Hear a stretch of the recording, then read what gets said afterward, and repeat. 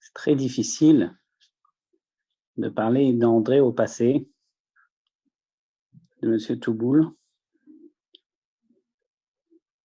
Mais ce qui est sûr, c'est que on a vu de quelle manière il a monté Bet Hana avec quelques élèves, comme lui-même le raconte dans la vidéo, où ça a commencé avec des préfabriqués et il est parti très très loin et très très grand.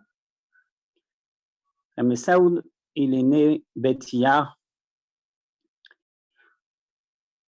On peut voir chez lui combien le Inyan du Rebbe Maharash, qui était le Khatril Hariber, c'était Gadlut, Mouchin de Gadlut. C'est quelqu'un qu'il n'y avait jamais les choses en petit, il n'y avait jamais les choses de façon limitée. Il avait toujours le Khatril Hariber dans sa tête et rien n'est impossible. Et il faut juste aller de l'avant parce qu'on fait que la volonté du Rebbe. À ce moment-là, il faut avancer.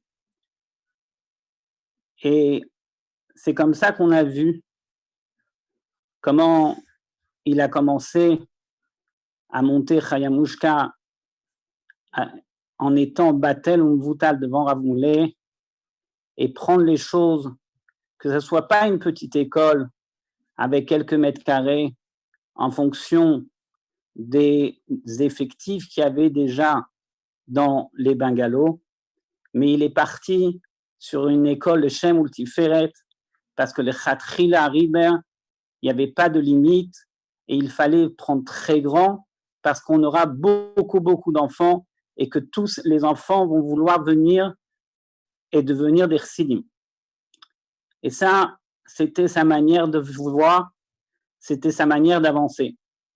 Et cette manière de le Shem Ultiferet du Rebbe, de la Rebbetzin, c'était quelque chose qui ne s'arrêtait pas uniquement au niveau d'un binyan.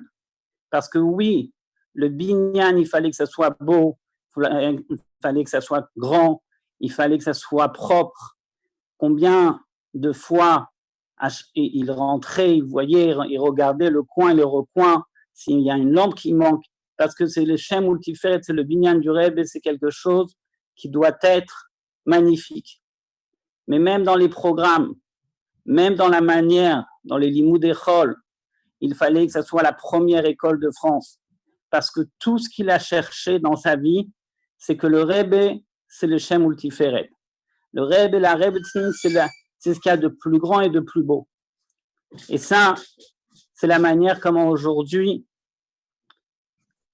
en tout cas, le message qu'il a donné et qu'il nous donne à chacun d'entre nous, c'est que nous, aujourd'hui, on a, Baruch Hashem, des Bate Chabad, on a chacun une maison chassidique et il faut parfois, on peut parfois se contenter d'un minimum.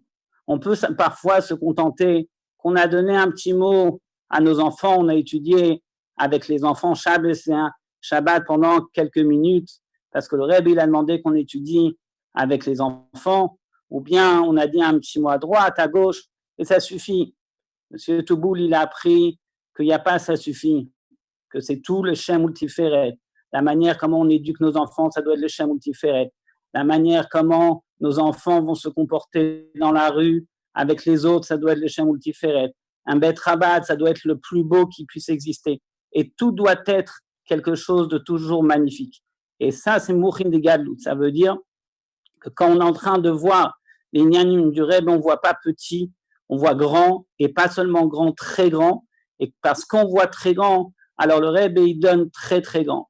Alors on espère que de là où il est, il va aider, qu'on va pouvoir avoir Mouchin de Gadlut dans tous les domaines, et que tous les Nyanim du Rebbe soient toujours le Shem Ultiferet, et comme ça, on arrivera très bientôt avec le Rebbe à notre tête dans le 3e Beit HaMikdash.